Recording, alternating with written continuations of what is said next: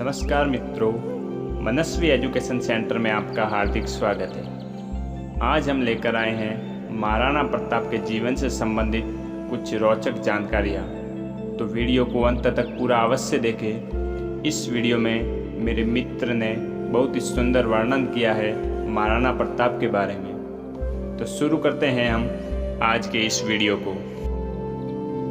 भारत की धन्य भूमि पर ऐसे कई वीर हुए हैं जिन्होंने अपने बल और पराक्रम से समय समय पर देशभक्ति के अद्वितीय उदाहरण पेश किए हैं। भारत के वीरों के बारे में कई कहानियां हैं जिनके बारे में हम जानते हैं, लेकिन ऐसे भी वीरों की कमी नहीं है जिनके बारे में हम नहीं जानते हैं। कुछ शूरवीर इतिहास के गर्त में ही गुम रहते हैं, लेकिन जिन पराक्रमी साहसी वीरों की कहानी हम जानते हैं उनमें से एक शूरवीर महाराणा प्रताप हैं। महाराणा प्रताप भारतीय इतिहास में वीरता और राष्ट्रीय स्वाभिमान के सूचक हैं। इतिहास में वीरता और दृढ़ प्रण के लिए हमेशा ही महाराणा प्रताप का नाम अमर रहा है। मेवाड़ की धरती को मुगलों के आतंक से बचाने के लिए महाराणा प्रताप ने अपनी जिंदगी तक दांव पर लगा दी थी।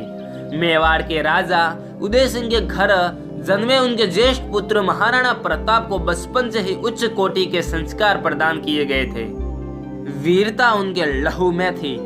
बालक प्रताप जितने वीर थे उतने ही पितृभक्त भी थे। महाराणा प्रताप के समय में दिल्ली में मुगल सम्राट अकबर का शासन था। अकबर भारत के सभी राजा महाराजाओं को अपने अधीन कर स्वयं की सत्ता स्थापित करना चाहता था। अकबर और उसकी विशाल सेना के सामने कई राजपूत राजा महाराजा घुटने टेक चुके थे।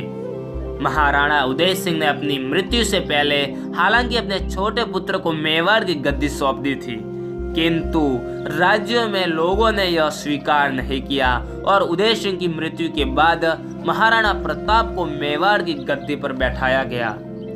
महाराणा प्रताप के गद्दी संभालने से पहले ही मेवाड़ की राजधानी चित्तौड़ पर मुगलों का कब्जा हो चुका था।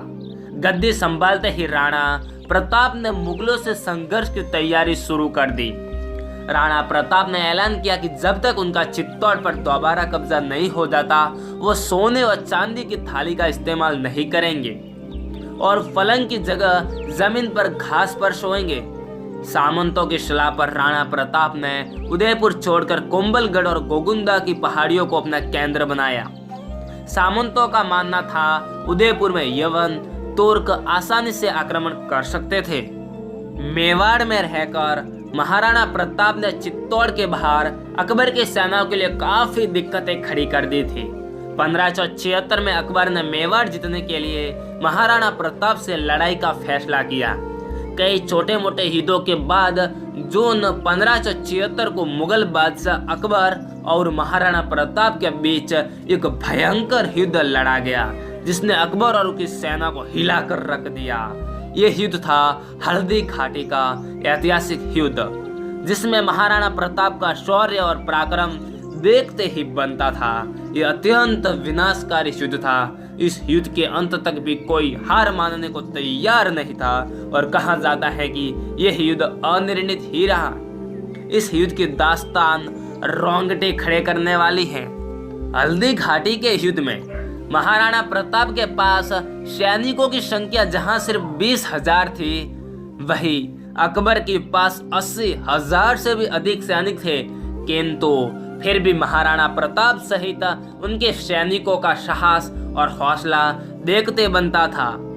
महाराणा प्रताप युद्ध में 21 किलो वजनी भाला, 72 किलो वजनी कवच, ढाल और 2 तलवारें लेकर जाते थे। महाराणा प्रताप का शौर्य और पराक्रम देखकर स्वयं अकबर भी अचंभित था।